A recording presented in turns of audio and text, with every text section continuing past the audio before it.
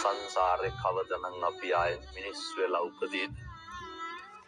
මිනිස්සෙකුට ප්‍රියශීලී විදිහට කතා කරන්න පුළුවන් වෙන්නේ මිනිස් වෙලා ඉපදුනොත් විතරයි. අන්න දබර වෙන්න කෑකෝ ගහන්න ඒවට ඕන තරම් ආත්ම තියෙනවා. බල්ලෙක් තව බල්ලෙක් දැක්කම මොකද කරන්නේ? අපි වගේ කොහෙද යන්නේ කියලා අහනවද?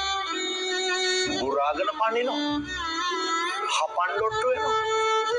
මට කියන්න සත්ත්ව ලෝකයේ තුල සතෙක් තවත් සතෙකුට බය නැතුව ඉන්නේ මොන සතාද? හැම සතෙක්ම ඉන්නේ තවත් සතෙකුට බයෙන්. හැම සතෙක්ම ඉන්නේ තවත් සතෙකුගේ ග්‍රහණයට ලක් වෙයි කියලා නේ. පැහැදිලිද මම මේ කියන එක මනුෂ්‍ය ආත්ම භාවයේ තියෙන වටිනාකම? මේක තේරුම් නොගන්න තාක්කල් බණහන එකේ අර්ථයක් නැහැ.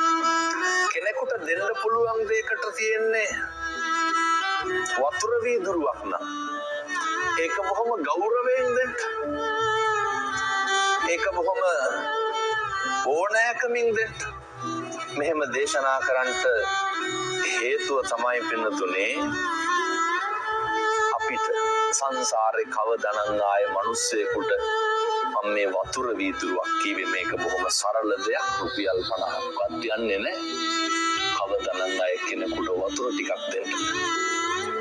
සමහරව කියනවා නේද ඔය වතුර ටිකක්වත් දෙන්නේ නැහැ උන්ට කියලා. කොහොමද මිනිස්සු එහෙම කියන්නේ?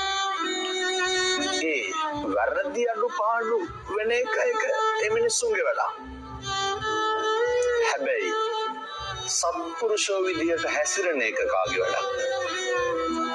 ඒක අපේ වැඩක්.